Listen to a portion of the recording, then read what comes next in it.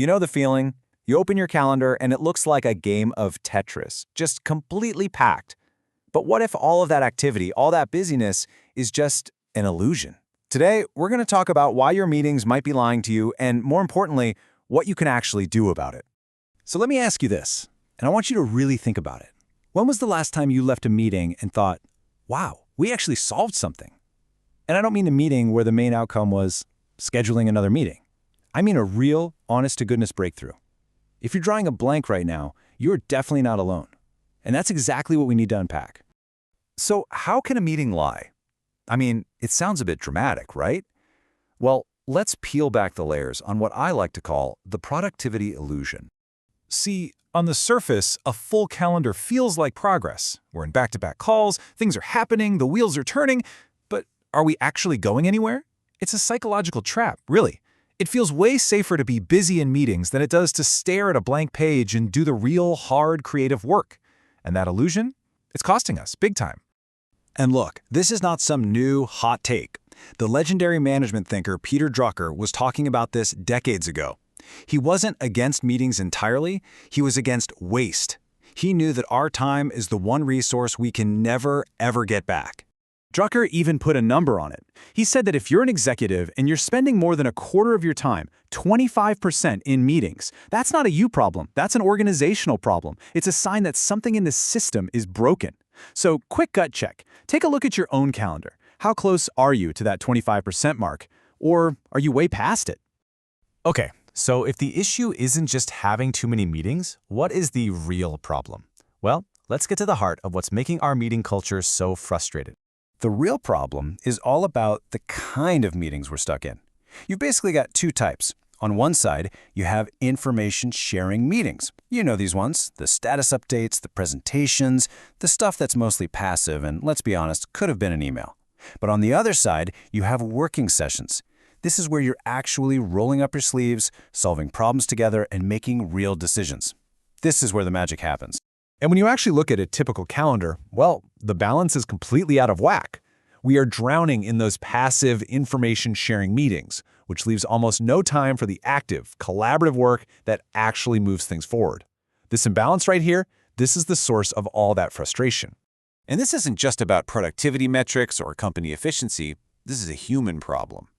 This lopsided calendar has a direct and pretty devastating effect on our well-being. It leads straight to burnout. So why do these passive meetings leave us feeling so completely wiped out? Well, for one, you're constantly just absorbing information, which is a huge cognitive load.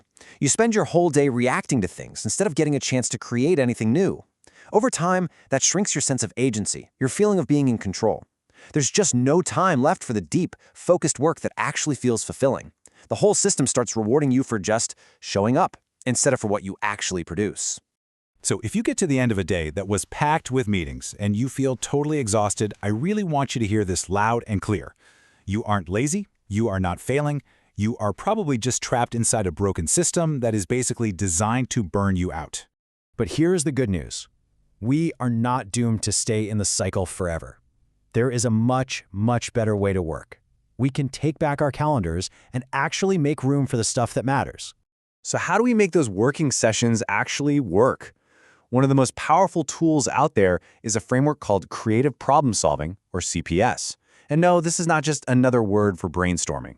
It's a super structured, disciplined approach that forces you to make sure you're solving the right problem in the first place, not just the first one you see. The whole CPS process breaks down into 3 really simple stages. First, you clarify. You spend quality time digging in to make sure you're tackling the root cause, not just a symptom. Then, you generate ideas. This is where you go wide and come up with tons of potential solutions. And the key rule is, no judgment allowed. You want quantity over quality at this stage. And finally, you decide. You come back together, you evaluate the ideas, you strengthen the best ones, and you walk out with a concrete plan. This is how you turn talk into real action.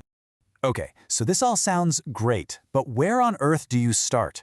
You don't have to completely blow up your calendar tomorrow. The journey to a saner work life can start with one small, simple step.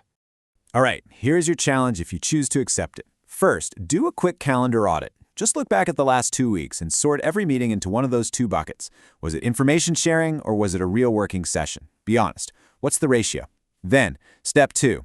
Run one tiny experiment. Find one of those recurring, low-value info share meetings and just cancel it. In its place, schedule a focused working session on a problem your team has been stuck on for a while. See what happens.